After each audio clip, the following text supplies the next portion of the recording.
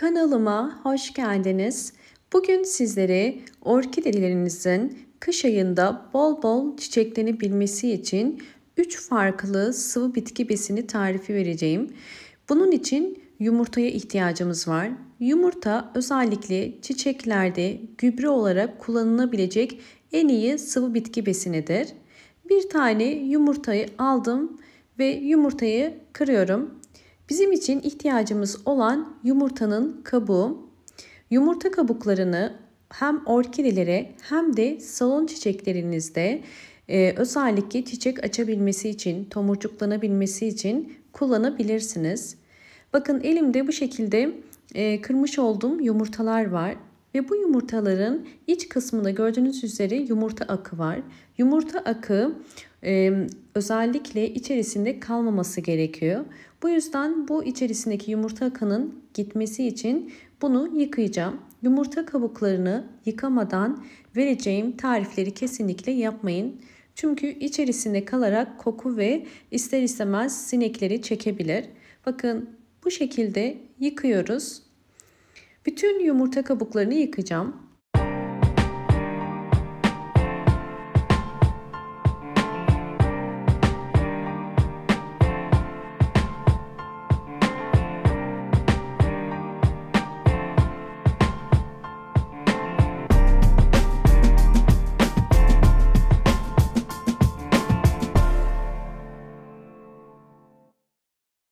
Yumurta kabuklarını yıkadım ve birinci tarifimize geçelim. Bütün yumurta kabuklarını bir tencereye koyuyorum ve üzerine evdeki çiçek sayınıza göre su koyabilirsiniz. Bu yöntem özellikle evde çok fazla yumurta kullanıyor ve kabuklarını çöpe atmak istemiyorsanız benim gibi yumurta kabuklarını bu şekilde değerlendirebilirsiniz. Ocağa koydum ve 15 dakika kaynayacak. 15 dakika kaynadıktan sonra altını kapattım ve soğumaya bıraktım. Şu anda artık ılık, yani çiçeklerimiz için bu sıvı bitki besinini kullanabilirim. Hemen yumurta kabuklarını süzeceğim. Yumurta kabuğu içerisindeki vitaminler bu suya geçmiş oluyor. Özellikle orkideler için çok faydalı. Evet, şimdi artık sıvı bitki besinimiz hazır. Hemen sizlere ikinci tarife de geçmek istiyorum. İkinci tarifte ise neden yumurtaları haşlamıyorsunuz diye soran takipçilerim için. Eğer yumurta haşlamayı seviyorsanız suyunu kesinlikle boşuna dökmeyin.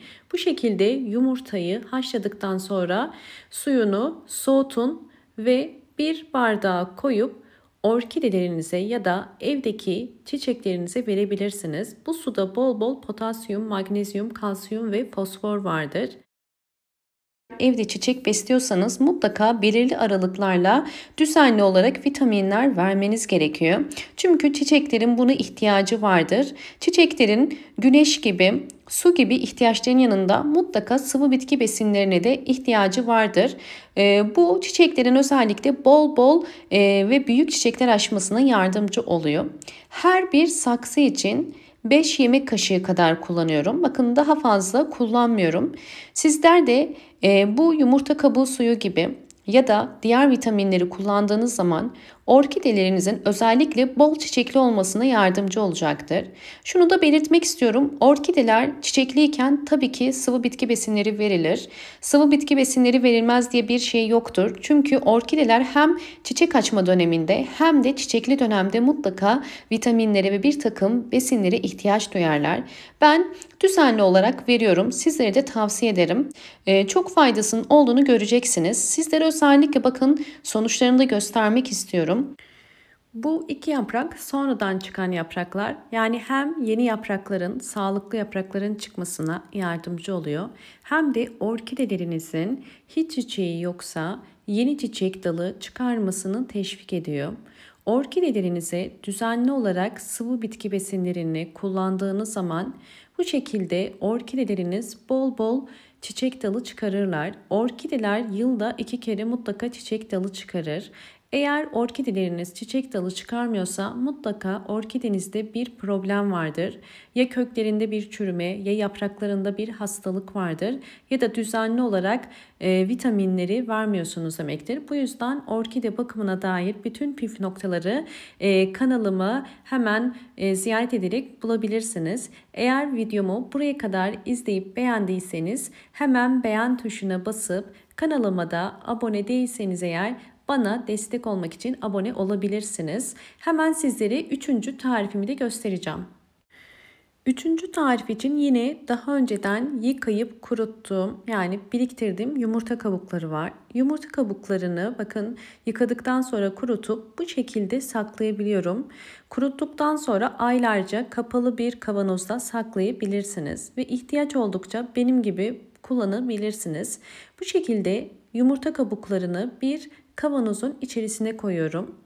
Bu yöntemde biraz beklememiz gerekiyor. Bu yumurta kabuklarının üzerine 1 litre su koyuyorum. Sizler yine evinizdeki çiçek sayısına göre su miktarını azaltıp ya da çoğaltabilirsiniz. Arıtma suyu özellikle ekliyorum. 1 litre su ekledikten sonra kapağını kapatıp bu şişeyi 2 gece bekleteceğiz. Yani 24 saat bekleteceğim. 24 saat beklettikten sonra tekrardan sizlere göstereceğim. 24 saat beklettim. Yumurta kabuğu suyum artık hazır. Şimdi bu suyu süzeceğim. Özellikle içerisindeki yumurta kabuklarını alıp. Bakın bu su özellikle çiçeklerinize çok faydalı. Bu yöntemi de sizlere göstermek istedim. Çünkü yumurta kabuğunu çok farklı yöntemlerde sıvı bitki besini olarak kullanabilirsiniz. Diğer gösterdiğim yöntemler pratik, hemen yapmak istediğiniz zaman kullanabilirsiniz. Fakat bu yöntemde 2 gece beklemeniz gerekiyor. Yine aynı sonucu verecektir. Her bir saksıya yine aynı şekilde 5 yemek kaşığı kadar yumurta kabuğu suyundan veriyorum. Bakın düzenli olarak verdiğiniz zaman orkidenin kökleri bu şekilde sağlıklı olur. Orkidenin köklerinin sağlıklı olduğunu kök uçlarının bu şekilde yeşil yani aktif olmasıyla anlayabilirsiniz.